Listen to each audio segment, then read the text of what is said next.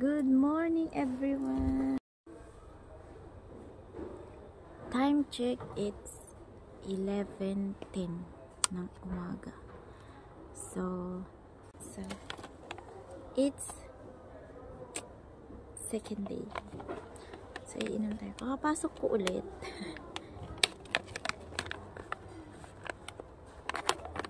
Kakapasok ko lang. So ito muna ang gagawin ko. Mag-inom and maglinis.